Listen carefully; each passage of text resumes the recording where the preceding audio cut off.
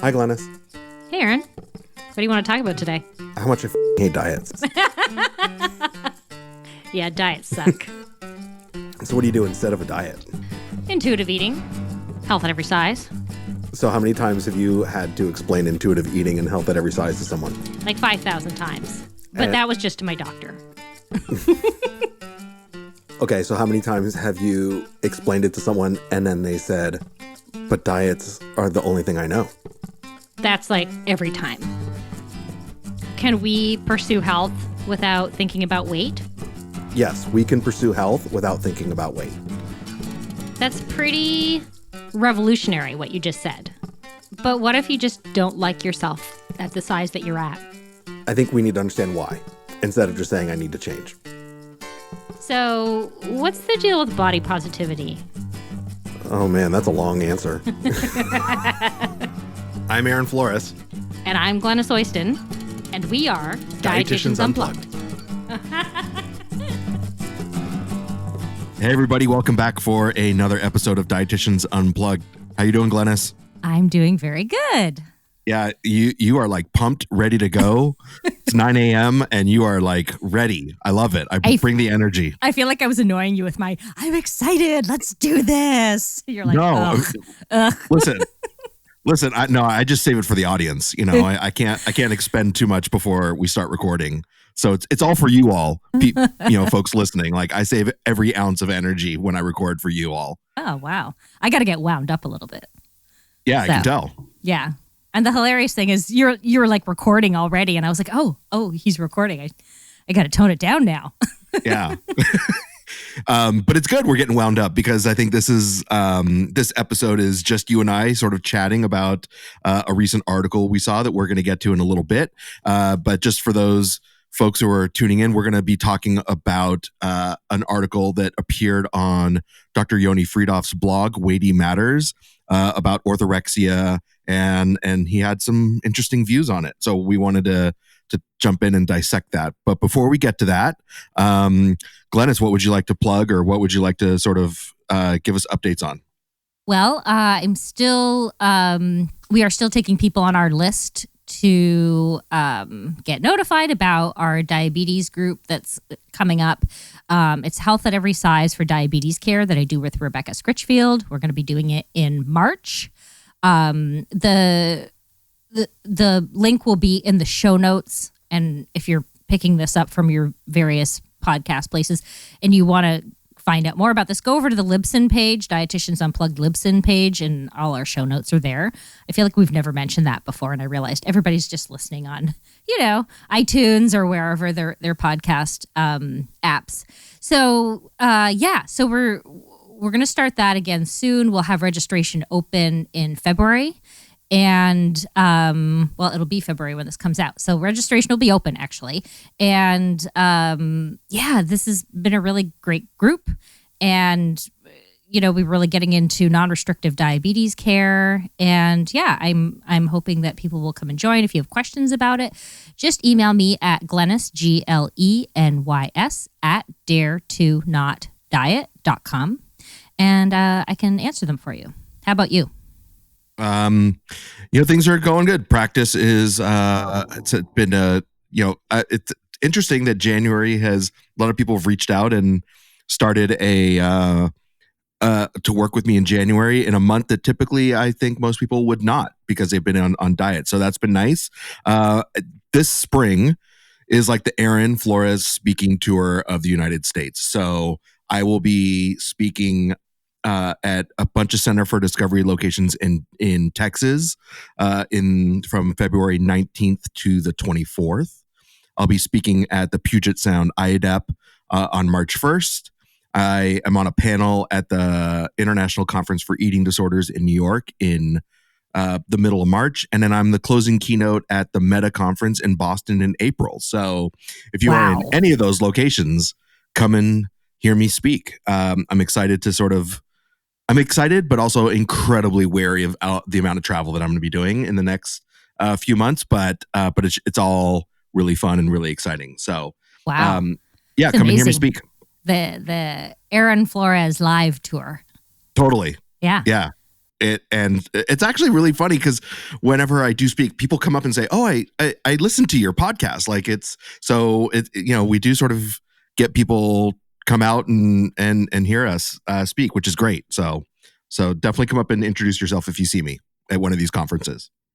Amazing. So I'm going to have to, maybe you're going to be recording some podcasts from remote locations too. Oh, maybe. You're like, please, really? On top of all that? Yes. It'll be me walking down the streets of Manhattan recording our episode. And like, hey, I'm walking here. Yeah. I'm walking here. I'm walking here. Yeah.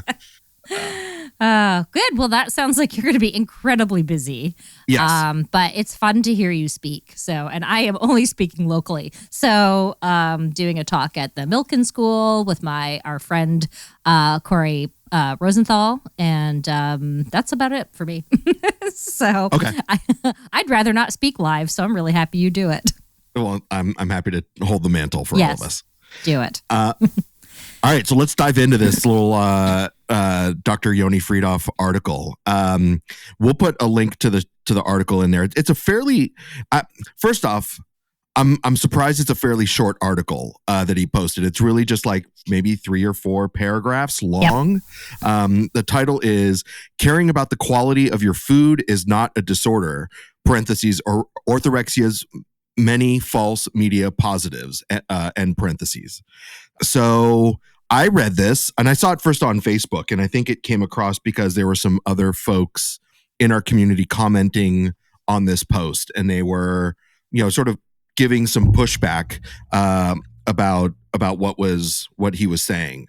And the gist of it is simple, is that basically saying, well, first before we go into his article, I think it's important we define what orthorexia is for folks listening. The way I would describe orthorexia is it's not an eating disorder that would be in like DSM criteria. Maybe in future versions it might be, but right now it's an undiagnosable eating disorder where someone's preoccupation with healthy or clean eating gets in the way of their everyday life. So it's a really strong obsession with making sure food is always healthy, quote unquote clean, and meets some very specific criteria to the individual. And if they don't eat that way, they will get some anxiety or some, it might dysregulate. And so it's a really extreme preoccupation with healthy eating. Right. And because it's not in the DSM and it's not an official eating disorder, it's sort of hard. Like we professionals need to be able to look at it and say sort of, I guess we know it when we see it. To me, it's, I would say orthorexia starts when somebody says, well, I like this kind of food, but I cannot have it because it gives me a great deal of anxiety. So if there's anxiety in your food choices, because they don't fit into that, quote unquote healthy or clean category, then I would say that's orthorexia. That's how I sort of see it. So orthorexia is a fairly new term. It was coined by Dr. Stephen Brotman in 1996. And if you go to his website, actually orthorexia.com, there are a lot of definitions in there as well as the NIDA website. But as he defined it, I'm just going to read. It says, indicates an unhealthy obsession with eating healthy food. The term is derived usually using the Greek, or we don't need that. It's the I'm bust. Just reading. Yeah, bust. I'm just reading from his website. He just basically defines it as it indicates an unhealthy obsession with eating healthy food. So again, sort of vague, but I think something that we see a lot in our current society, wouldn't you say? Oh, yeah. It's something I'm seeing show up more now with clients, and just in general talk from people than I'd ever seen before. So, yeah, it's really being casually tossed about, this idea of clean eating, which I think is almost like the thing that fits perfectly in with orthorexia, right? Like, and again, it's not a matter of I'm just choosing to eat or include, nutrient dense foods in my diet more often, because I hate the word healthy for foods, but it's really around I am afraid to eat other non-nutrient dense foods or foods that fit into the healthy category. Like, I can't eat fried chicken. It's like, well, do you like it? Oh, I love it, but I can't eat it. So that's Right. That's where I'm seeing it with people, and it's really become common. Yeah. And it's interesting because I think the part of the reason it's, articles like Dr. Friedhoff's article are sort of out there. And the reason I think as eating disorder professionals, so many of us are sort of on this, are talking about it, is because one, there really is no clear definition, right? We're just sort of going by this idea of obsession of healthy eating. And if you work with eating disorders, you see that all the time. You see this sort of presentation where people are very concerned, and it might start as a positive thing in their life, and for many different reasons can skew down a road where it becomes unhealthy.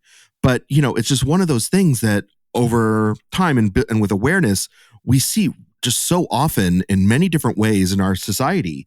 And so to me, it's we're trying to understand what this is.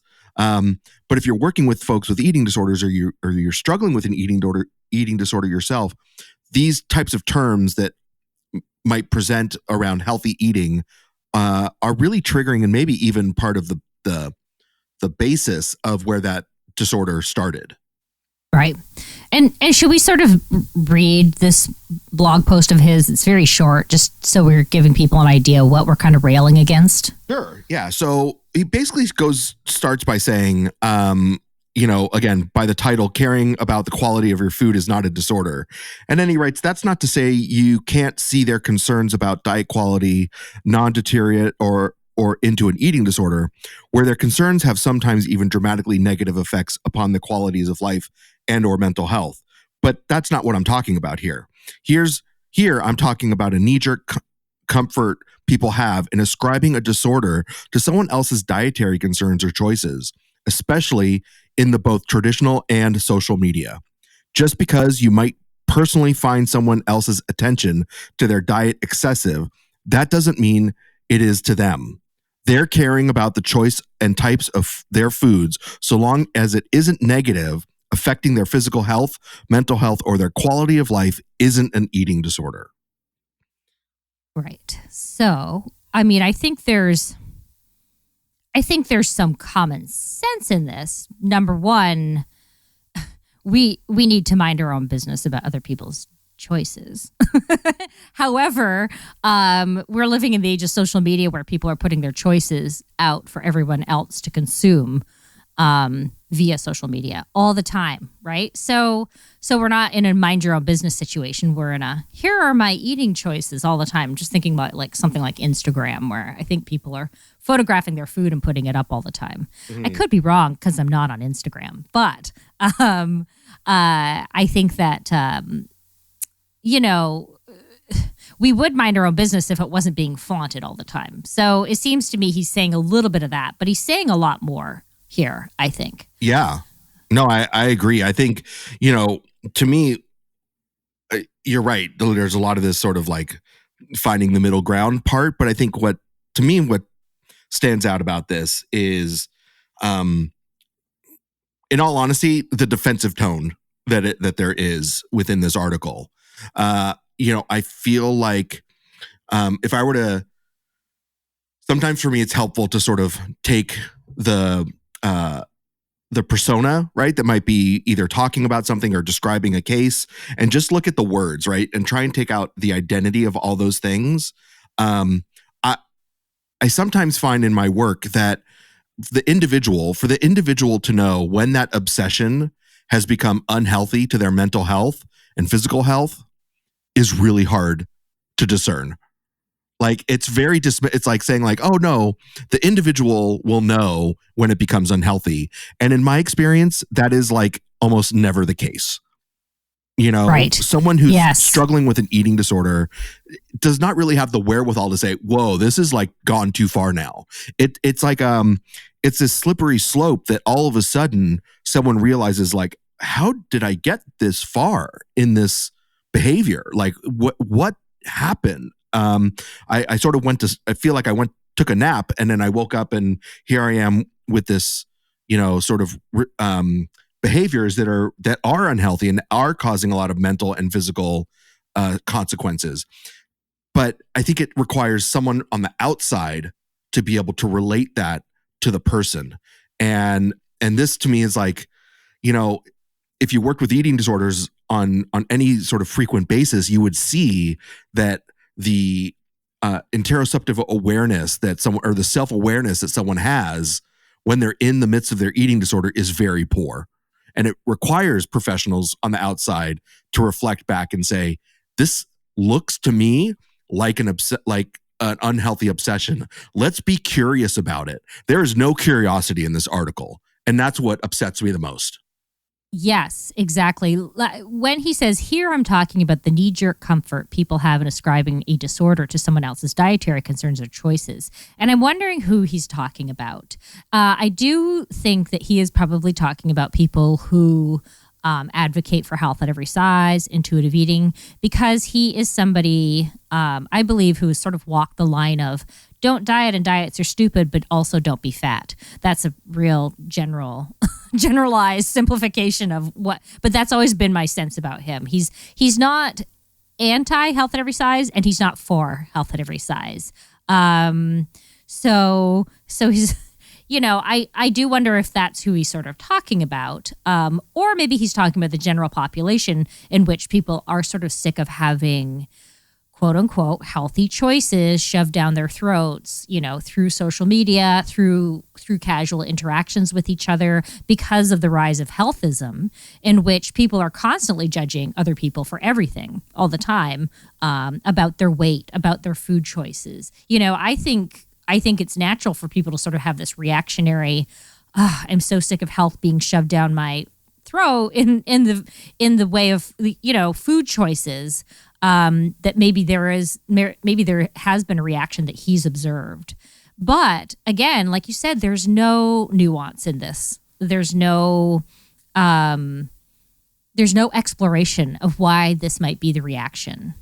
And that's what's needed now. I think he's put out a pithy little sound bite, or, blog bite, and people who agree with him will be like, yeah, fist in the air. And the rest of us are like, well, could we talk a little bit more about, what's missing from this? And like you said, it's the curiosity. Yeah. And listen, I think in the past, when I was less involved in the health at every size and community, I followed Dr. Friedhoff a lot more. I followed his work on Twitter a lot more, and we had some Twitter exchanges, and he helped promote some of my blog posts back then. And one of the things that strikes me, especially when I read this, is you're right, there's no nuance. And it's for someone who does a lot of writing, it's relatively like short, it's like, yeah, like, here's my flame at you, and enjoy. And I don't know. I think, to me, the reason I'm disappointed in this article, and the way that this was sort of written and put out, is, again, it's just like the dismissiveness of it. It's like, most of us are. Listen, do most people have orthorexia in the world? Probably not. Is it? Do we know how many? No, but is it the majority? No. And that's not, but I also think that, that there is this really intense preoccupation with food. I think there is this, good versus bad dichotomy around if the way you eat and healthy eating. I think that a lot of people suffer from that in the long term. And I just feel like this, as a professional working with folks who are struggling with this and seeing it on a regular basis for people who aren't getting treatment, right, and just seeing it like on the anecdotally around my community, it feels really dismissive and short-sighted, and that just makes me feel sad. Right, and it's sort of the thing he's not talking about, as we mentioned earlier, healthism, right? Like, why do people have to be so out there with their diet choices? And I think it's because of the rise of healthism over the last, I'd say about the last 20 years is when I started hearing people talk about health, as a reason to diet, which is, I started dieting well before that. And let me tell you, it was not about health at all. So to see that sort of change over the years is, when I'm reading this article, it's a red flag where it's like, well, you're really not exploring this bigger issue, which is that people are really, it's like this status symbol, my health and my diet choices. And I'm bootstrapping my way to perfection. To be able to make certain food choices is in itself a privilege, and he's not sort of addressing that. So it's just completely, I feel like he just kind of woke up pissed off and wrote this, but I might. Maybe. And listen, I've done the same thing too, Right. I don't know. I guess I would hope for more curiosity, right? I mean, just encourage people. Like, this article could have been very different, but to just add that idea of, but there are people struggling with this, and you need to be curious about it. And, and what's frustrating is that there's a thread in this that I think we both agree with. There's a tiny little thread here where we say, of course you can care about your choices, your food choices. Of course, this is, we both believe in intuitive eating.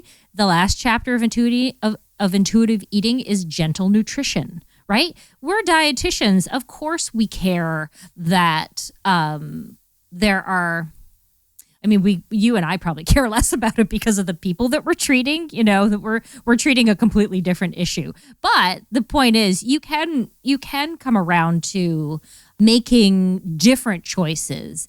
It's the fine line that's so hard to discern, where is this starting to ruin your life a little bit, or is it giving you anxiety, right? That's a big component of this, is where is the line and how do we help people find it?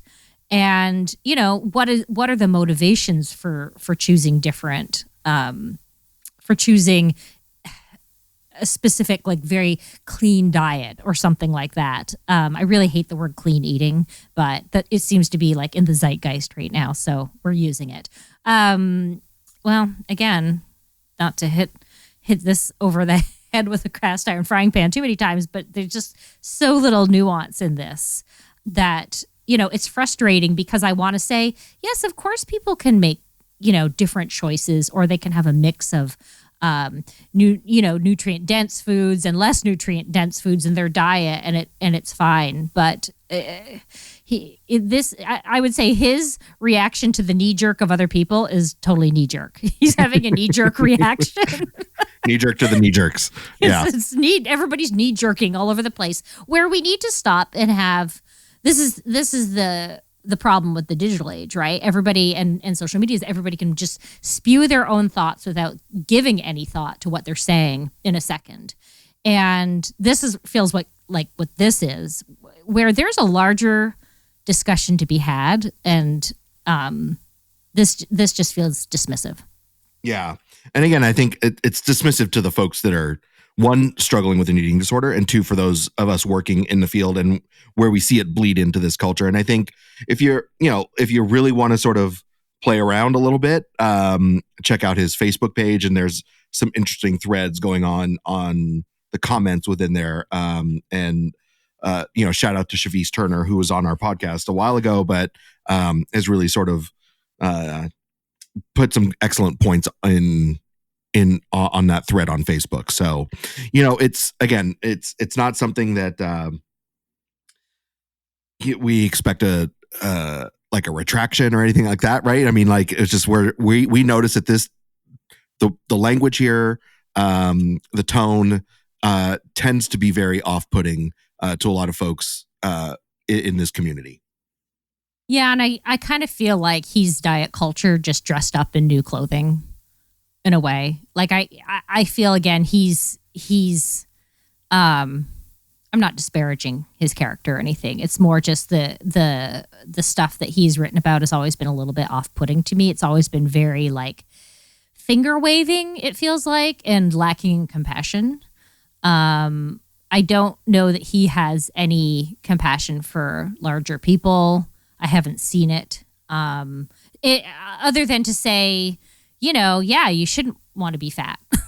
That's horrible, kind of thing. So, yeah, which is not compassion. So I don't know. I haven't, but I haven't spent a lot of time reading him. Other people might say, no, he's completely different. I don't know, but I've never been impressed with his walking the fence, or sitting on the fence, or as our friend Fiona Sutherland would say, splinter ass.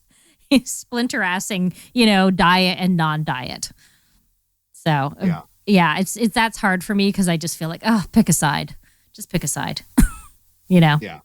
Well, listen, I think we sort of, for a short article I think we looked at all the points of it, wouldn't you say? Yeah. And I just want to be clear. We're not disparaging people who make, for lack of a better word, healthy choices most of the time. That, I feel strongly that people know what it is that they want to eat and how they want to eat.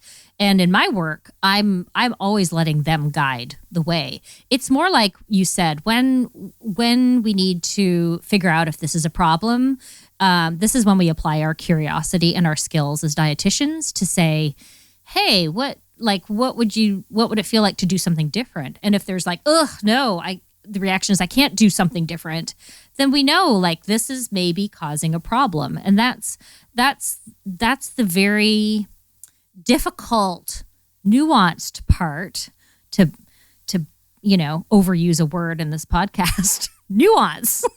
This is what we do, and this isn't the way to sort of encourage people to explore that nuance. This article. Yeah. No, yeah. I would agree. Yeah. Well, I think we, highlighted all the pieces of this article that we need to sort of focus on. If you really want to go through and read it, you can. It's on his blog. But I think, we've touched on all the topics. And I think hopefully down the road, we'll continue to sort of examine things like this in our world and bring a health at every size, body trust and intuitive eating perspective to it, which is needed. So Glenys, I think we did it, right? Yeah. I think the key words here are be curious. Be curious. Yeah, absolutely. Embrace the nuance, embrace ambiguity a little bit, and just, be open to things and try not to close yourself off. Totally. Yeah. So this episode of Dietitians Unplugged was brought to you by the word nuance. Nuance, coming to a theater near you, on Netflix on demand as well. Peace out, everybody. Bye.